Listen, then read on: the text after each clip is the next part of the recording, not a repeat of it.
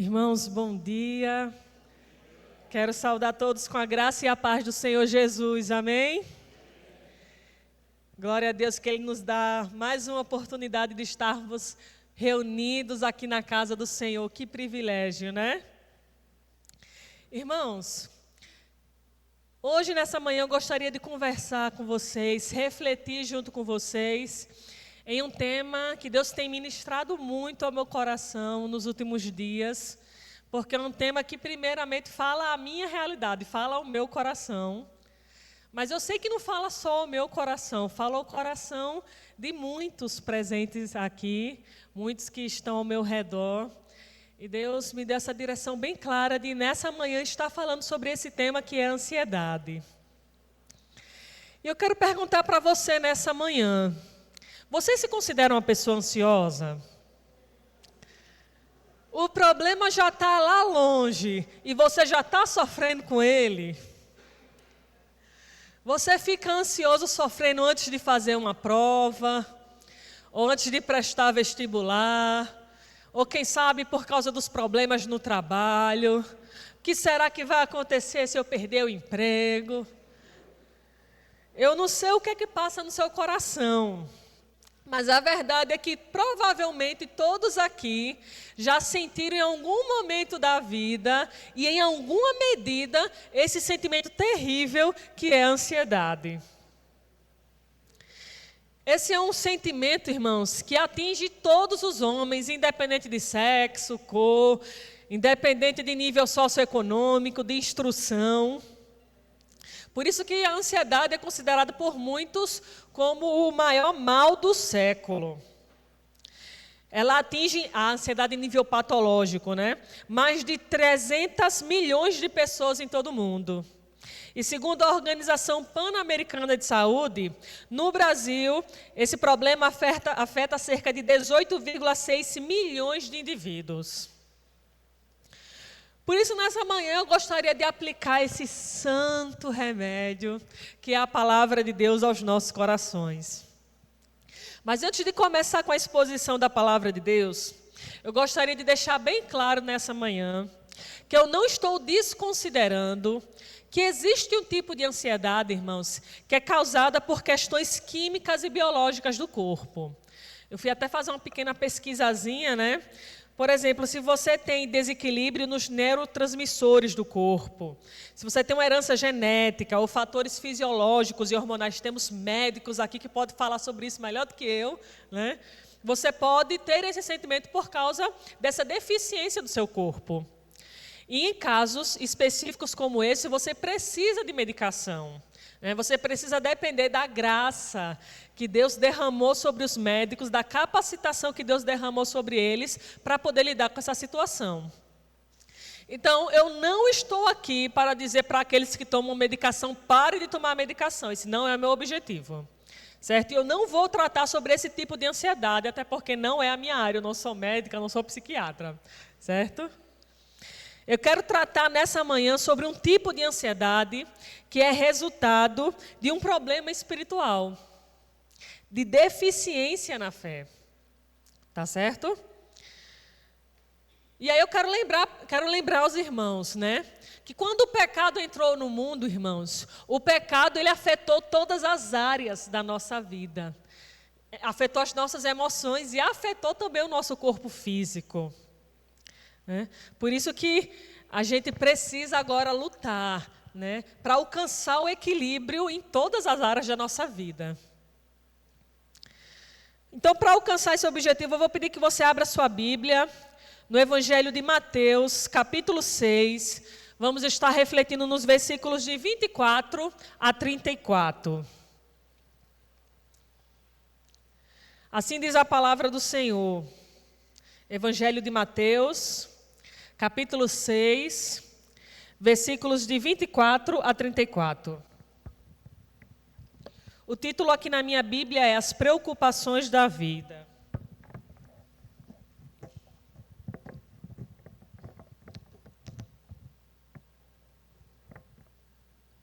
Assim diz a palavra do Senhor. Ninguém pode servir a dois senhores, Pois odiará um e amará o outro, ou se dedicará a um e desprezará o outro. Vocês não podem servir a Deus e ao dinheiro. Portanto, eu lhes digo, não se preocupem com sua própria vida, quanto ao que comer ou beber, nem com seu próprio corpo, quanto ao que vestir. Não é a vida mais importante que a comida, e o corpo mais importante que a roupa? Observem as aves do céu, não semeiam nem colhem, nem armazenam em celeiros. Contudo, o Pai Celestial as alimenta. Não têm vocês muito mais valor do que elas? Quem de vocês, por mais que se preocupe, pode acrescentar uma hora que seja a sua vida? Por que vocês se preocupam com roupas? Vejam como crescem os lírios do campo. Eles não trabalham nem tecem. Contudo, eu lhes digo que nem Salomão, em todo o seu esplendor, vestiu-se como um deles. Se Deus veste assim, irmãos, a erva do campo, que hoje existe e amanhã é lançada ao fogo, não vestirá muito mais a vocês, homens de pequena fé. Portanto, não se preocupem dizendo o que vamos comer, ou o que vamos beber, ou o que vamos vestir, pois os pagãos é quem correm atrás dessas coisas, mas o Pai Celestial sabe que vocês precisam delas. Busquem, pois, em primeiro lugar, o reino de Deus e a sua justiça, e todas essas coisas lhes serão acrescentadas. Portanto, não se preocupem com o amanhã, pois o amanhã trará suas próprias preocupações. Basta a cada dia o seu próprio mal. Você pode orar comigo nessa manhã pedindo, Senhor, fala ao meu coração, aplica essa palavra ao meu coração e às minhas necessidades. Senhor, eu estou diante do teu povo, Deus, aqueles a quem o Senhor comprou pelo alto preço do teu sangue.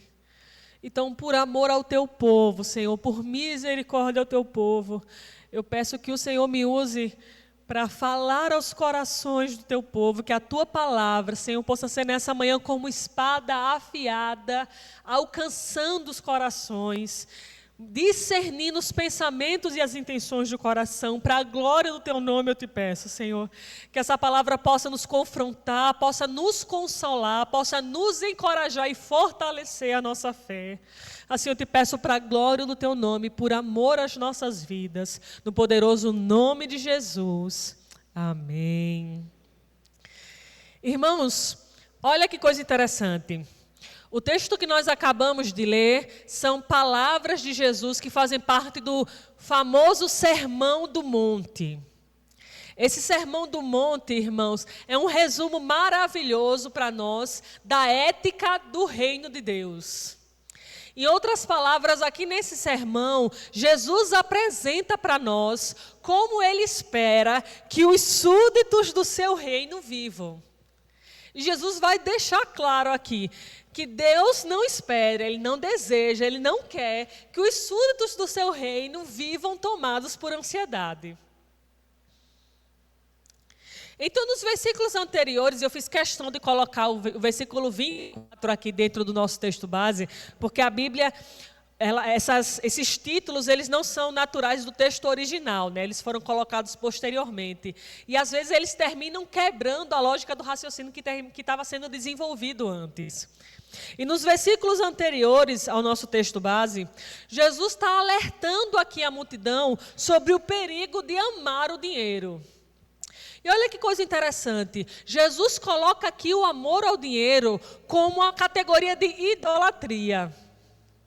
O que é que Jesus está querendo dizer em outras palavras? Jesus está dizendo o seguinte, olha, o amor ao dinheiro é como uma religião.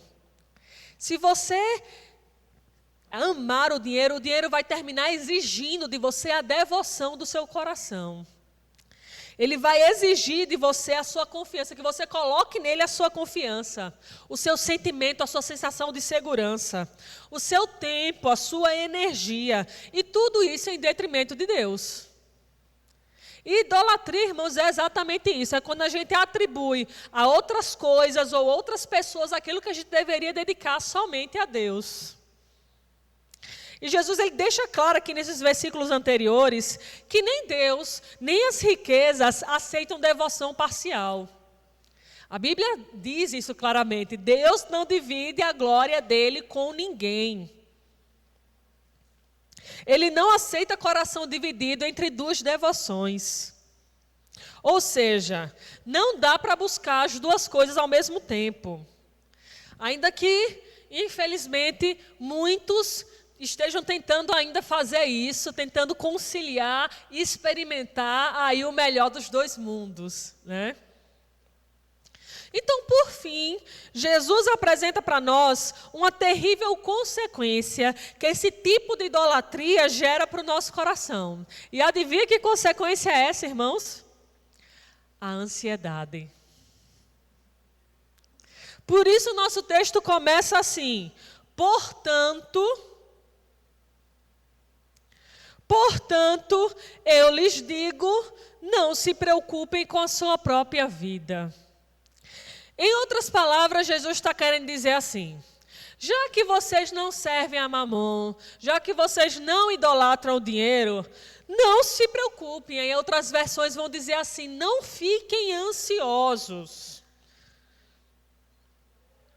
O texto aqui, você não precisa nem ir para o grego para saber que o texto aqui está no imperativo, né? É claramente uma ordem que Deus está dando aos seus seguidores. E é importante a gente ter isso em mente. O que é que isso significa, consequentemente? Que se eu vivo ansioso, né, eu estou desobedecendo uma ordem clara de Jesus. Eu estou entristecendo o Espírito Santo de Deus, irmãos. E por isso eu preciso me arrepender. Eu preciso me arrepender desse pecado. Enquanto eu refletia, preparando essa mensagem, Jesus falou daquele jeito tão amoroso que Ele sabe fazer com seus filhos. Ele falou de forma clara ao meu coração: filha, você precisa se arrepender. A palavra ansiedade, irmãos, olha que coisa interessante, vem de um antigo termo anglo-saxônico que significa literalmente estrangular. Já a palavra inquietação, que aparece no versículo 31, significa viver em constante suspense. E eu acho aqui muito significativo que essas duas palavras apontam para a gente com relação ao que é que a ansiedade faz com o nosso coração. O que é o estrangulamento? Se você for estrangulado, alguém tentar te estrangular, você vai ficar machucado. E a pessoa vai tentar tirar o fôlego de vida, né? E a ansiedade, irmãos, com a gente faz exatamente isso. Ela nos machuca e ela tenta roubar de nós a alegria de viver. E a descrição de viver em constante suspense. Você já assistiu um filme de suspense? Nossa, eu nunca gostei muito de assistir filme de suspense, mas sempre que eu assistia, por causa dos meus amigos, eu sempre sofria muito. Né? E aí você vai se lembrar, né? A gente vai chegar aquela cena de suspense no filme, aí a música começa a crescer, o terror começa a aumentar, né? O seu medo vai crescendo junto, e você vai sofrendo, tentando descobrir o que é que vai acontecer logo em seguida, e você já sabe que não é algo bom, né? A ansiedade, irmãos, é exatamente isso. É o medo do que vai acontecer logo em seguida, é o medo do amanhã que te deixa agonizando, sofrendo no hoje. Por isso que Jesus nos ordena, não fiquem ansiosos, porque, em outras palavras, o nosso amado Senhor, Ele não quer nos ver sofrendo, né? E Jesus diz aqui que Ele não quer que a gente ande ansioso com o quê? Ele não quer que a gente ande ansioso quanto ao que comer ou beber, nem com o nosso próprio corpo quanto ao que vestir. Jesus está falando aqui de coisas fundamentais, irmãos, coisas necessárias para a nossa sobrevivência. E é óbvio que Jesus não está desconsiderando aqui as nossas necessidades mais básicas, né? Até porque na oração do Pai Nosso, Ele vai nos estimular a orar pedindo o pão de cada dia, né? Aquilo que nós precisamos, né? As nossas necessidades mais básicas. Mas o que Jesus está nos chamando aqui é para confiarmos em Deus. E olha que coisa interessante, para você ver como a gente é difícil, né? Essas coisas aqui que Jesus está nos alertando, irmãos, nós já temos tudo isso. A gente já tem comida, já tem o que beber, a gente já tem veste, já tem onde morar. Ele já tem nos suprido do pão de cada dia. A questão é que a gente quer além, né? A gente quer o pudim, a gente quer a cereja do bolo, né? E não é triste perceber que nós temos andado ansiosos, muitas vezes, por coisas supérfluas, das quais nós poderíamos viver sem?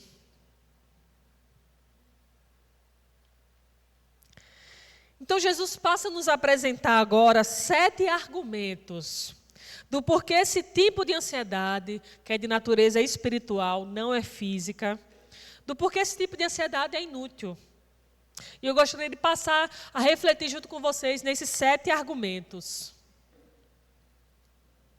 Primeiro argumento que Jesus nos apresenta, ainda aqui no versículo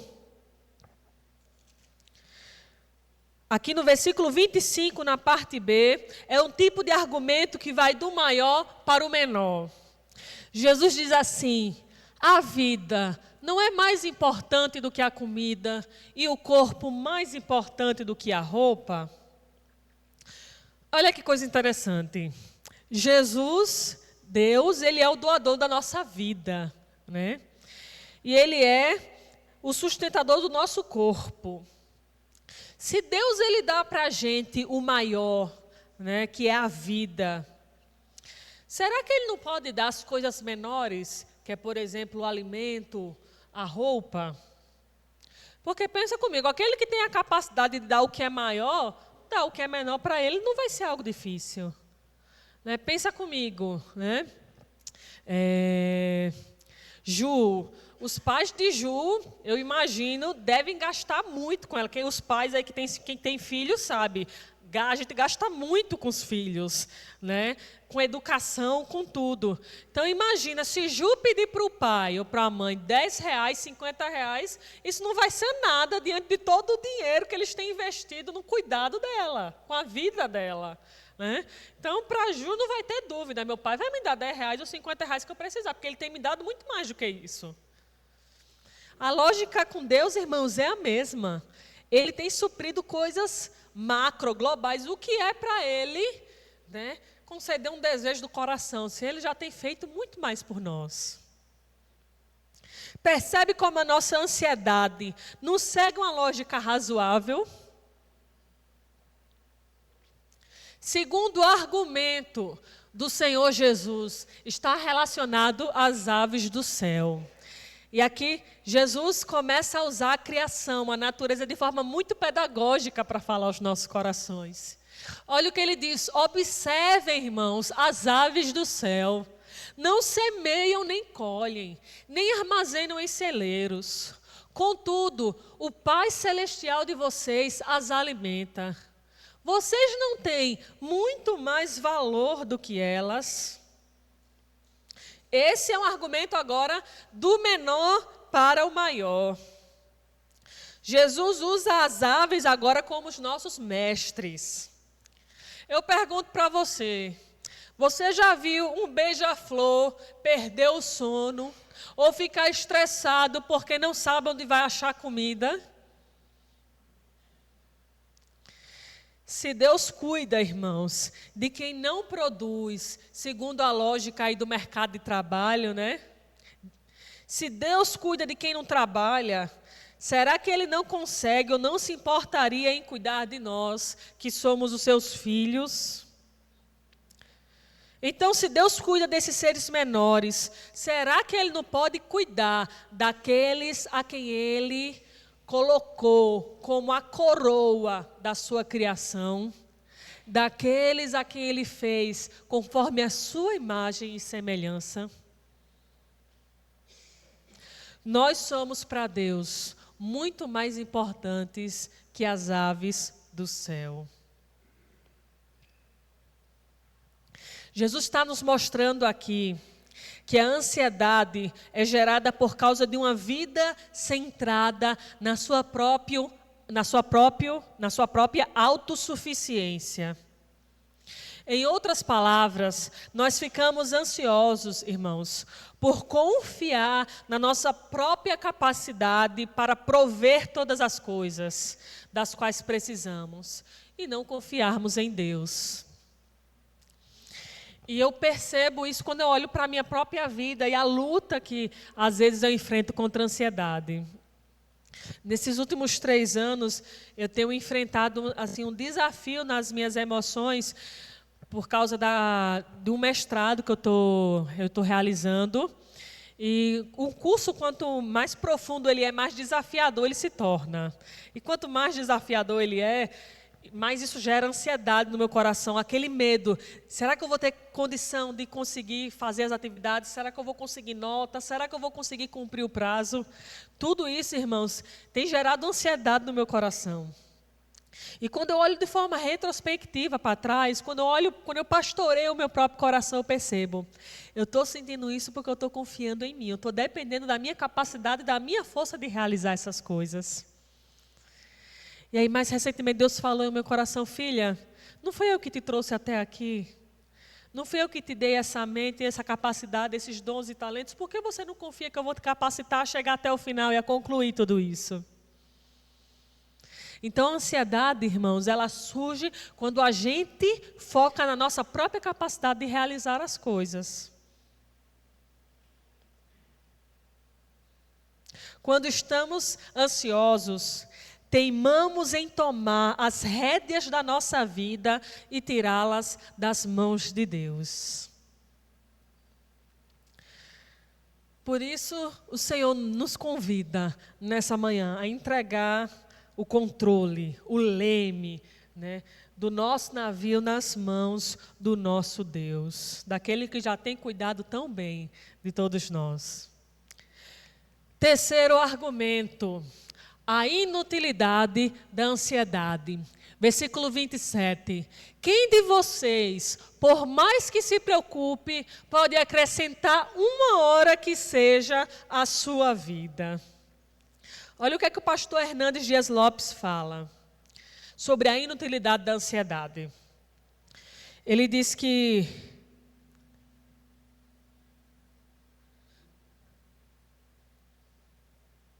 a preocupação, segundo Jesus, em vez de alongar a vida, pode muito bem encurtá-la. A ansiedade nos mata pouco a pouco, rouba as nossas forças, mata nossos sonhos, mina nossa saúde, enfraquece nossa fé, tira nossa confiança em Deus e nos empurra para um estilo de vida que não é cristão. Essa preocupação é inútil, irmãos, essa preocupação antecipada, e a própria palavra preocupação, pré-ocupação, é se ocupar de forma antecipada. Você já percebe que já está mostrando, aí a própria etimologia da palavra já mostra que é algo desnecessário, né? Essa preocupação antecipada é inútil também porque ela não nos ajuda a resolver nada. Inclusive, ela tem o poder de aumentar os problemas em vez de diminuir a nossa capacidade de resolvê-los. A ansiedade torna pequenos problemas em gigantes invencíveis diante dos nossos olhos. Olha, outro motivo do porquê a ansiedade é inútil. Quando eu fico ansiosa, sabe qual é a primeira coisa que eu faço? Eu fico estressada e desconto no santo do meu marido.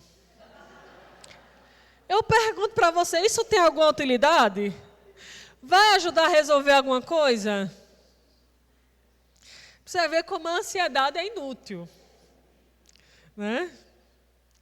A ansiedade, É inútil, irmãos, também porque ela tem o poder de criar muitas vezes um problema que não existe, que não vai nem se concretizar, não vai nem acontecer. Muitas vezes nós sofremos não por um problema real, mas às vezes por um problema fictício gerado por nossa própria mente perturbada. E tem alguns que falam isso, né? Que estatisticamente falando, 70% dos problemas que nos deixam ansiosos nunca vão acontecer. Ou seja, estamos sofrendo desnecessariamente. A ansiedade, em outras palavras, realmente é inútil. Quarto argumento do Senhor Jesus está relacionado ao cuidado de Deus com as flores do campo. Versículos de 28 a 30. Por que vocês se preocupam com roupas? Vejam como crescem os lírios do campo. Eles não trabalham nem tecem. Contudo, digo a vocês que nem Salomão, em todo o seu esplendor, vestiu-se como um deles. Se Deus veste assim a erva do campo, que hoje existe e amanhã é lançada no fogo, não vestirá muito mais a vocês, homens de pequena fé. Olha que coisa interessante. O argumento de Jesus aqui, mais uma vez, é do menor para o maior.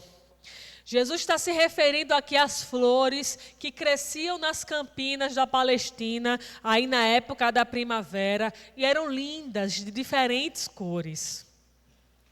Quando o calor do sol aparecia, irmãos, nessa época do ano, em toda a sua força, ele secava essas flores e elas não duravam em média de 2 a 3 dias. Aí vinha a dona de casa, vinha o trabalhador do campo, recolhia aquelas flores e lançava no fogo para servir de combustível. Ou seja, elas eram queimadas. Então pensa comigo, olha que cuidado, né, perceptível de Deus. Deus empregou, né, a sua sabedoria, a sua criatividade e o seu poder para criar coisas tão frágeis que não duram nem uma semana. E mesmo assim cuidou tão brilhantemente delas, né? Pensou, criou de forma tão linda. Então ele não vai cuidar muito mais da minha vida e da sua vida? Esses versículos que falam sobre a criação, irmãos, nos mostram que o cuidado de Deus é visível, ele é concreto e ele é cotidiano. E pode ser claramente visto através das coisas criadas. A ansiedade, contudo, não nos permite ver a obra da providência de Deus na criação, mas nos cega para essa realidade. É aqui no finalzinho do versículo 30 que Jesus mostra pela primeira vez qual é a origem da ansiedade. Ele diz assim, ele nos chama, aqueles que são ansiosos, de homens de pequena fé. O cerne do problema é exatamente esse, irmãos. A nossa pequena fé em um Deus grandioso. Jesus mostra aqui a nossa dificuldade em conseguir confiar em seu cuidado e em descansar nele. E aqui Jesus não está falando da fé salvadora, né? A fé que nos leva para o céu. Jesus está falando aqui de uma fé específica. Uma falta de fé robusta e constante na provisão e no cuidado diário de Deus nas circunstâncias da nossa vida. E aí eu quero lembrar para os irmãos, né? Que nós vivemos em um mundo mau, em um mundo caído, que nos perturba, nos angustia com as mais diferentes dificuldades e tribulações, e que nós estamos, irmãos, em um processo de santificação. A obra na vida de ninguém aqui está acabada. Ninguém aqui tem uma fé pronta, né, finalizada. Não, a nossa fé também está passando pelo processo de santificação, ela também está crescendo, e eu espero que esteja crescendo, né? Então, por estarmos nesse processo, nós precisamos lutar, né?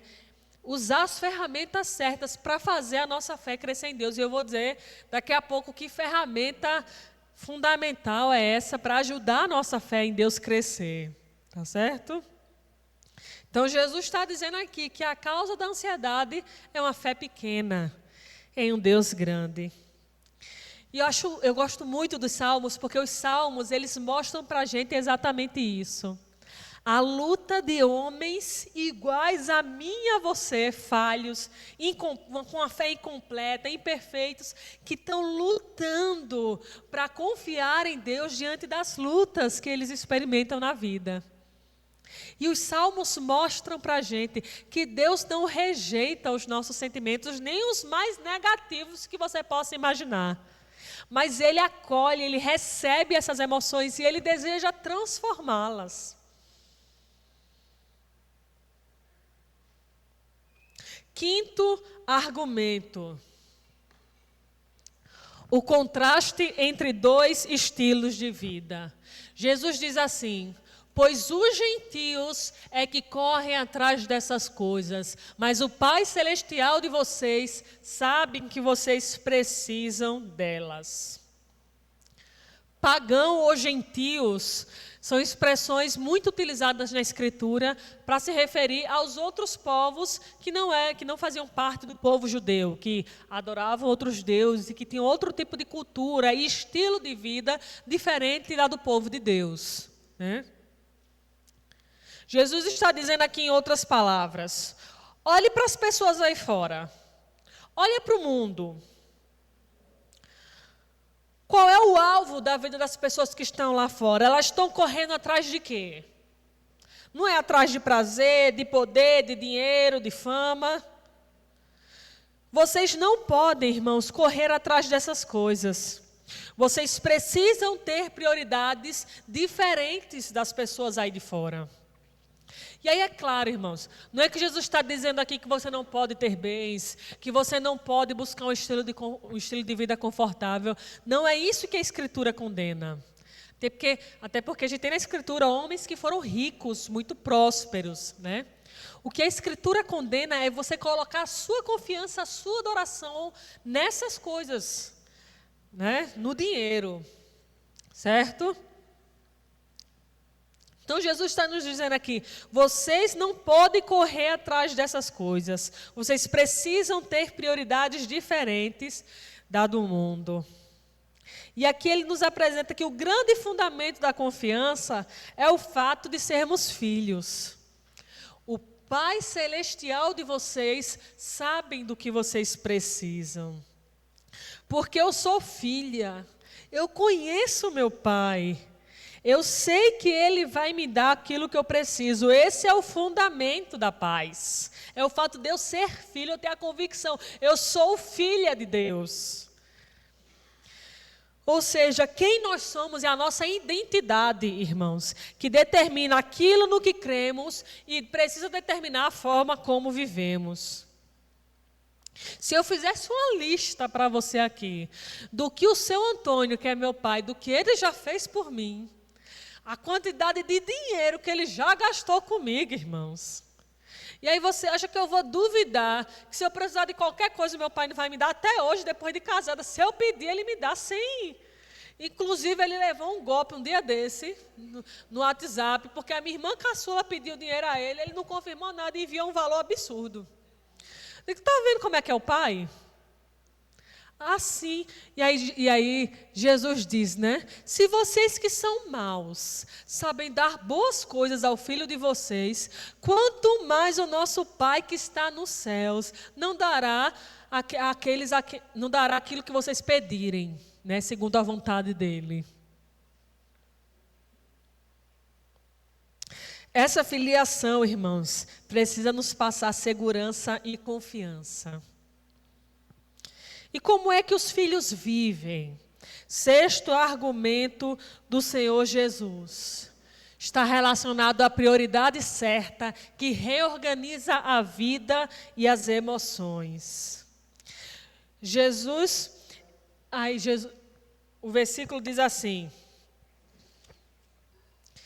versículo 33, busquem, pois, em primeiro lugar o reino de Deus e a sua justiça, e todas essas coisas lhes serão acrescentadas. Jesus desloca aqui o foco da sobrevivência para o sentido e propósito da vida. Deus estruturou a vida humana para que nós pudéssemos buscá-lo, para que nós pudéssemos ter um relacionamento com Ele. O objetivo da vida do homem é gozar da presença de Deus, viver para Ele. Esse é o nosso propósito fundamental. E isso não é fuga do mundo, das necessidades da vida, mas isso é reordenar o mundo a partir da ótica de Deus. E olha por que isso é importante, irmãos. Porque quando o reino se torna prioridade, a vida encontra coerência e as emoções encontram equilíbrio. Tudo volta para o lugar certo. Jesus nos mostra aqui nesse versículo que esse tipo de ansiedade, que é fruto da nossa deficiência na fé, ela é causada por um raciocínio incorreto sobre a vida e que não está baseado nos valores do reino de Deus. Em outras palavras, quanto mais eu encher a minha mente e o meu coração com a palavra de Deus, com a realidade de quem Deus é, menos ansiedade vai encontrar espaço no meu coração. Porque a palavra de Deus vai funcionar nesse sentido como um antídoto. A ansiedade, irmãos, nos leva a fazer o exato oposto de tudo isso. Em vez de buscar em primeiro lugar o reino de Deus, nós fixamos os nossos olhos apenas nas coisas temporais. Uma pessoa ansiosa restringe a vida ao corpo e às necessidades físicas. Enquanto Jesus disse que aqueles que fazem provisão apenas para o corpo, aqueles que pensam apenas nas coisas materiais e não na alma e não no espírito, esses são considerados loucos. E aí depois você pode se lembrar da parábola do rico insensato. Né? Jesus disse, louco, hoje te pedirão a tua alma e o que você tem para apresentar? Último argumento, glória a Deus. A suficiência do presente. Último versículo, versículo 34. Portanto, não se preocupem com o amanhã, pois o amanhã trará suas próprias preocupações. Basta a cada dia o seu próprio mal. Olha que coisa interessante. Jesus está dizendo assim, cada dia tem um desafio diferente para a gente enfrentar. É a porção já suficiente para você se preocupar. Então, se preocupa só com a porção de dificuldade, de desafios do hoje. E aí, quando chegar amanhã, aí você dá conta da dificuldade do amanhã. Ele está dizendo assim, basta cada dia o seu mal, cada dia já vai trazer as suas lutas. Deus concede graça diária para enfrentar as lutas de cada dia. Ele concede graça diária, não ansiedade antecipada. Não é que Jesus está condenando aqui o planejamento com o futuro. Né? Claro que não. Ele diz lá em Tiago, vocês podem planejar, mas vocês devem dizer assim, se Deus quiser, faremos isso ou aquilo. Né? O que ele está condenando aqui é você sofrer de forma antecipada, tentando controlar um futuro que não está nas suas mãos, ainda não chegou para você. E isso, irmãos, é arrogância. Deus quer nos livrar dessa arrogância que nos impõe sofrimento. Então, esse espírito de controlador sai, né? Em nome de Jesus, essa arrogância de pensar, eu posso controlar o meu futuro, eu posso fazer as coisas acontecer na força do meu braço. Né? Caminhando para o fim, eu gostaria de compartilhar com vocês uma ferramenta que o apóstolo Paulo apresenta para nós aqui na sua carta direcionada à igreja de Filipos. Né? Olha que rapidinho, que panorama, que contexto interessante onde Paulo se encontra ao escrever essa carta. Essa é uma das epístolas da prisão. Paulo está escrevendo essa carta enquanto está preso, né? Mas apesar de estar preso injustamente, passando por vários tipos de privações, essa carta ainda é considerada a carta da alegria. Em vários momentos, Paulo escreve à igreja dizendo: alegrem-se no Senhor, alegrem-se no Senhor, alegrem-se no Senhor. E você pode perguntar como é que o homem consegue ser alegre, como é que ele consegue falar sobre alegria, estando dentro de um contexto de tamanha privação como esse. Aí olha o segredo, irmãos. Não andem ansiosos por coisa alguma. Mas em tudo, você pode pensar na coisa que você pode achar mais supérflua que está perturbando o seu coração. Coloque isso também diante do Senhor. Por meio da oração e da súplica. E o que é súplica? Súplica é uma oração com intensidade, irmãos. Às vezes é você orando com a alma assim, agonizando, gemendo, mas você colocando aquilo que está te angustiando diante do Senhor. E com ações de graças. Então você vai orar pedindo, colocando diante do Senhor aquilo que está angustiando você, mas você vai se lembrar também de tudo aquilo que Deus já fez por você. Você vai se lembrar da provisão, dos milagres que você já experimentou. E você já vai começar agradecendo a Deus mesmo no momento que você está colocando aquela petição diante do Senhor. A gratidão é um antídoto também fundamental e importantíssimo para lidar com a ansiedade. É nos lembrarmos, a gente precisa ter um memorial, irmãos, e constantemente lembrarmos o nosso coração de tudo aquilo que o Senhor já fez por nós. Então, orar agradecendo é uma atitude fundamental para lidarmos com a ansiedade. Apresentem os seus pedidos a Deus. Então a paz de Deus, se você fizer isso, olha o que vai acontecer. Então a paz de Deus, que excede todo o entendimento, que o mundo não consegue entender como é que essa pessoa está assim, a vida dela está virada, ela perdeu um ente querido, ela está passando por essa provação, e mesmo assim essa pessoa está em paz, e mesmo assim esse crente é feliz.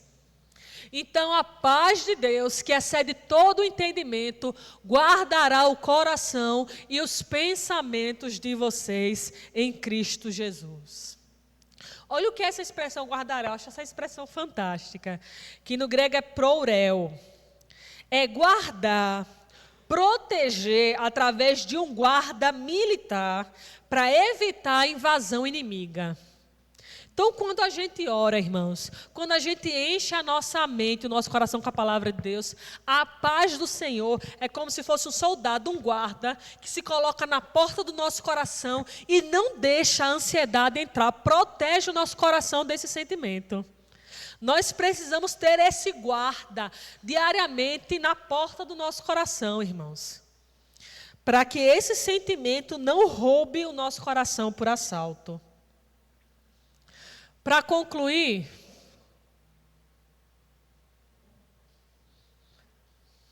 será que eu desliguei? Não. Tu consegue passar, Karina? Travou? Não tem problema, eu vou concluir mesmo assim. Ótimo, obrigada, minha irmã. Para concluir, eu quero compartilhar. Eu só contei meus testemunhos ruins, né? Mas eu quero contar agora um testemunho positivo, um testemunho maravilhoso de um evangelista e missionário chamado George Miller, que é um testemunho impressionante, incrível de fé e confiança em Deus. George Miller, irmãos, ele fundou e dirigiu dezenas de escolas de caridade e orfanatos no século XIX. Se você quiser ler a história dele, você encontra num livro chamado Heróis da Fé, de Orlando Boyer. Esse livro contém uma coletânea da história de 20 homens de Deus, reformadores, avivalistas que impactaram o mundo. Se você não leu esse livro, eu quero recomendar para você ler. Você não pode passar dessa vida sem ler esse livro, tá? E quando eu lembro, irmãos, quando eu li esse livro, eu até questionei a minha salvação. Eu disse, Senhor, será que eu sou crente? Que não é possível. Olha a vida desses homens, né? E olha o que é que esse livro fala sobre o testemunho do George Miller. E aí ele traz uma citação do próprio diário do George Miller. Olha o que ele diz sobre o grande desafio que ele tinha diante de si. Muitas repetidas vezes tenho me encontrado em posições muito difíceis. Não só com 2.000 pessoas comendo diariamente na minha mesa, mas também com a obrigação de atender a todas as demais despesas, estando o nosso caixa com os fundos esgotados. Havia ainda 189 missionários para sustentar, cerca de 100 colégios com mais ou menos 9.000 alunos, além de 4 milhões de tratados para distribuir. Tudo sobre a nossa responsabilidade, sem que houvesse dinheiro em caixa para pagar as despesas. Eu não ia nem dormir se eu tivesse numa situação dessa, irmãos. Aí, certa vez, A.T. Pitson foi hóspede de George Miller no seu orfanato.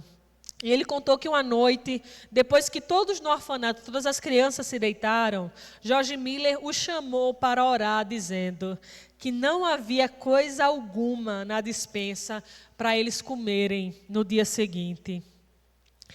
E o Dr. Pierce quis lembrá-lo de que o comércio naquele horário já estava fechado, coisa que George Miller sabia muito bem.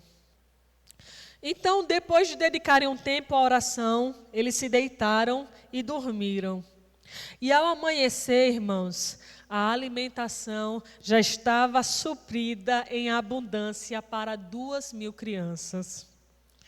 Nem o Dr. Pierce, nem George Miller chegaram a saber como que aquela alimentação foi suprida, porque ele tinha ele foi uma das pessoas que inaugurou as chamadas missões de fé. Ele não saía divulgando as necessidades, né, como os missionários fazem hoje. Eu não tenho problema nenhum com isso, tá, irmãos? Mas a lógica de trabalho dele, ele não divulgava as necessidades, ele orava e ele esperava Deus suprir de forma sobrenatural. E aí o que foi que aconteceu, né? E só depois que o benfeitor morreu é que eles ficaram sabendo dessa história. Que o Senhor despertara esse homem do sono à noite e mandara que levasse alimentos suficientes para suprir o orfanato durante 1 mês. E isso sem a pessoa saber coisa alguma da oração que esses 2 homens haviam feito. Aí certo pregador, pouco tempo antes da morte de George Miller, perguntou para ele se ele orava muito. E a resposta dele foi essa: algumas horas todos os dias. E ainda vivo no espírito de oração. Oro enquanto ando, enquanto deitado e quanto me levanto. Estou constantemente recebendo respostas. Uma vez persuadido de que certa coisa é justa, continuo a orar até a receber. Nunca deixo de orar. Milhares de almas têm sido salvas em resposta às minhas orações. Espero encontrar dezenas de milhares delas no céu. O grande ponto é nunca cansar de orar antes de receber a resposta. E como pode ser de outra forma, irmãos? Há promessas inabaláveis de Deus e sobre elas eu descanso. O convite de Deus para o meu coração e para o seu coração nessa manhã é que você venha a descansar nele. Eu quero colocar agora uma canção que tem tudo a ver com o que foi compartilhado, ministrado nessa manhã. E eu quero que você, se você não conhece, eu quero que você escute essa canção, reflita na letra dela. Enquanto você escuta, você possa colocar diante do Senhor aquilo que tem causado ansiedade no seu coração. Você possa colocar diante dele as suas necessidades e possa levar o seu coração dessa forma a descansar nele.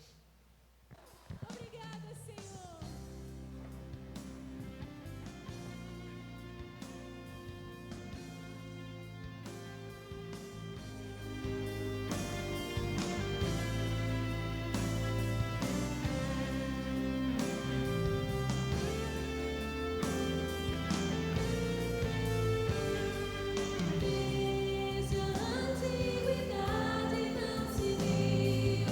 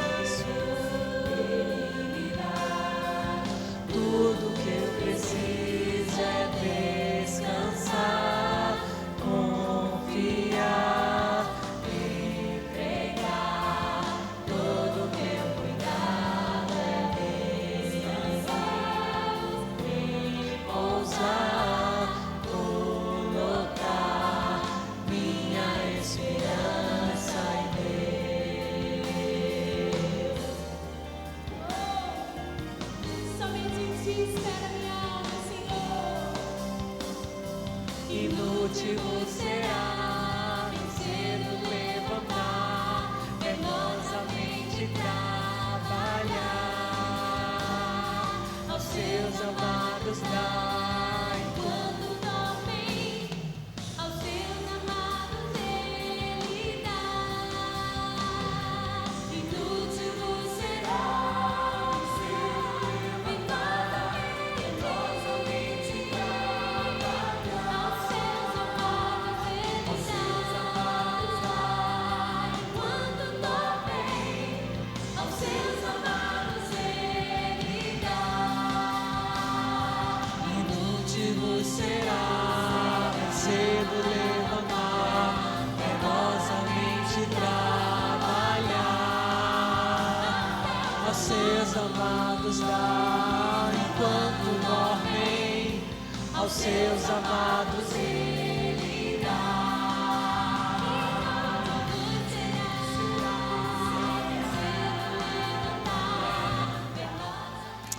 Amém. Senhor, nós te agradecemos nessa manhã por tua palavra, Senhor. Obrigado por essa palavra que nos corrige, por essa palavra que nos consola, que nos conforta, que nos encoraja, Senhor. Obrigado pelo cuidado do nosso Pai. E o que nós te pedimos nessa manhã, Senhor, que o Senhor nos ajude, a descansar em Ti, que o nosso coração possa achar repouso e descanso na Tua palavra, na realidade de quem o Senhor é e de tudo que o Senhor já tem feito por nós. Assim nós te pedimos, Senhor, para a glória do Teu nome.